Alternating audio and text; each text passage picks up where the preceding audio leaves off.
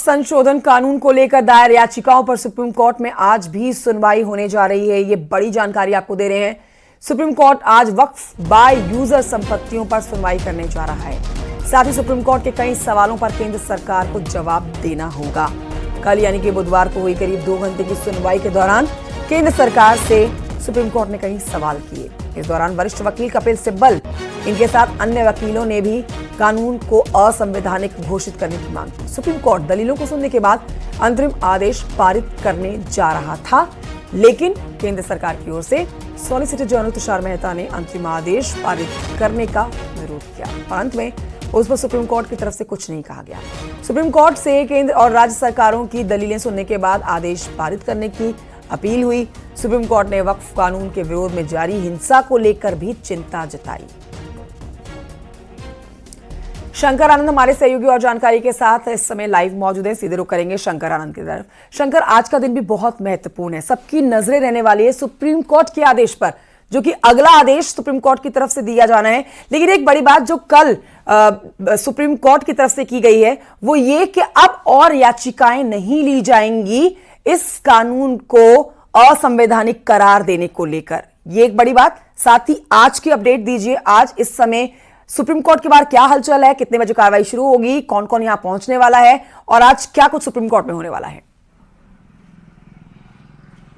देखिए, आज supreme court में तकरीबन 2 बजे इस मामले पर सुनवाई शुरू हो जाएगी और जिस तरह से वक्फ कानून से जुड़े मामले पर, वक्फ संशोधन कानून से जुड़े मामले पर आज भी जो दलील जो कई जो वकील जो हैं वो देंगे। हालांकि देखिए, कल जिस तरह से इस मामले पर जब दलील दिया जा रहा था उस वक्त में कई जो सीनियर वकील हैं और कई इस मामले में जो तकरीबन 70 से ज़्यादा याचिकाएं दायर की गई हैं, तो इन मामलों पर कहा गया था कि तमाम याचिकाओं को जितने भी याचिका करता है सबको जवाब तो नहीं दिया जा सकता है, लेकिन उन तमाम याचिकाओं को जरूर सुना जाएगा और उन तमाम याचिकाओं को ध्यान जरूर दिया जाएगा। तो कल 3 से 4 वकील जो है, जो प्रमुख तौर पर अधिवक्ता हैं, वो अपनी तमाम दलीलों को दे रहे थे। तो आज भी कोर्ट में वक्फ संशोधन से जुड़े मामलों पर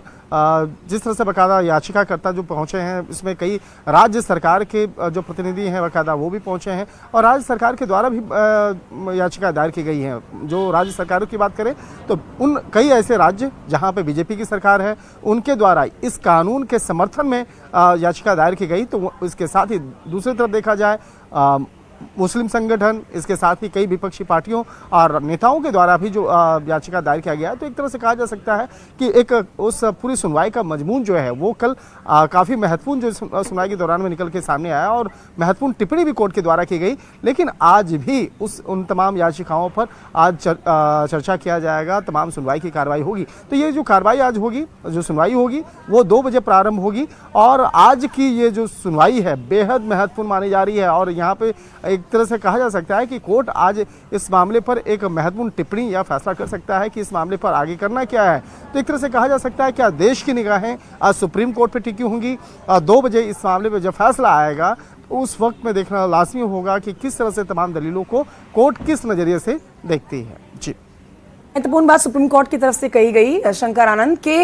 ये मामला अब हमारे सामने आया है, सुप्रीम कोर्ट पर आया है, तो हमारी ही तरफ से इस पर फैसला सुनाया जाएगा। दोनों पक्षों को सुप्रीम कोर्ट ने सुना और केंद्र सरकार से भी कई गंभीर सवाल पूछे गए हैं, जिसके जवाब केंद्र सरकार को सॉलिसिटर जनरल को देने होंगे, तुषार मेहता को। उसके ऊपर क्या जानकारी है सरकार की तरफ से इसके ऊपर, क्योंकि उनकी तरफ से दलील दी गई थी कि इसे सदन से पास किया गया है, बाकायदा इस पर जेपीसी की टीम बिठाकर इसको पास करवाया गया है, तो उनको पूरी उम्मीद है कि इसको किसी तरह से रोका नहीं जाएगा, इस पर कोई भी अंतरिम आदेश नहीं दिया जाएगा। लेकिन सरकार की क्या तैयारी है सुप्रीम कोर्ट के सवालों के जवाब देने को लेकर?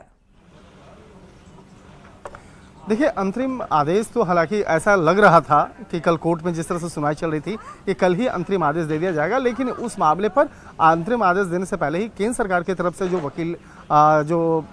एजी हैं तुषार मेहता, उन्होंने कहा कि इस मामले पर आगे भी सुनवाई के लिए हम तैयार हैं और इस मामले पर जो भी तमाम दलीलें देना चाहते हैं, हम आगे इस मामले पर सुनना चाहते हैं या दलील देने के लिए कोई किसी को रोक नहीं है। तो एक तरह से कहा जा सकता है कि उसके बाद आज की तारीख मुकर्रर की गई और कल जिस तरह से कपिल सिब्बल कोर्ट के अंदर में अपनी दलीलें दे रहे थे, उस वक्त उसमें से एक प्रमुख जो एक बात मैं बताना चाहूँगा कि जिस तरह से एक सबसे एक महत्वपूर्ण जो कोर्ट की तरफ से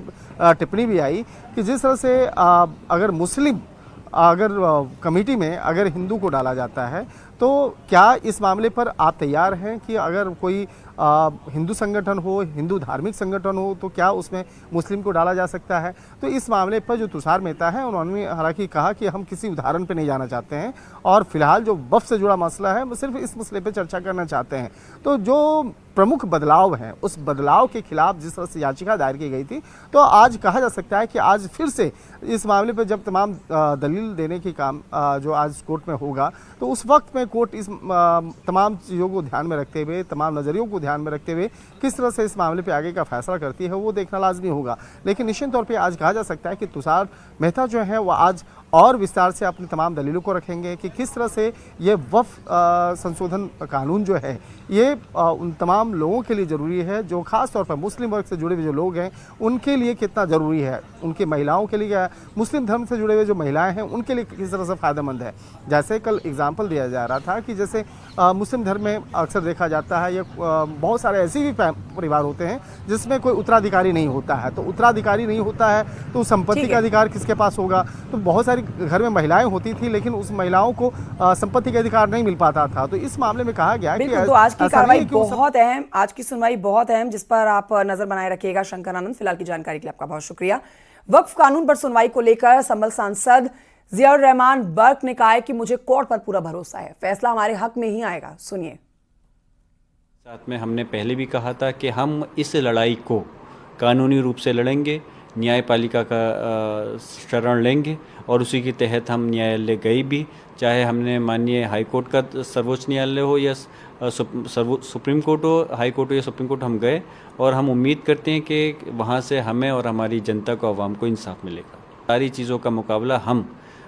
सिर्फ हमारे पास में जो हथियार है वो कानूनी संवैधानिक जो हथियार है माननीय न्यायालय हैं उनके, उससे हम इसका लड़ेंगे और इंशाल्लाह जीतेंगे।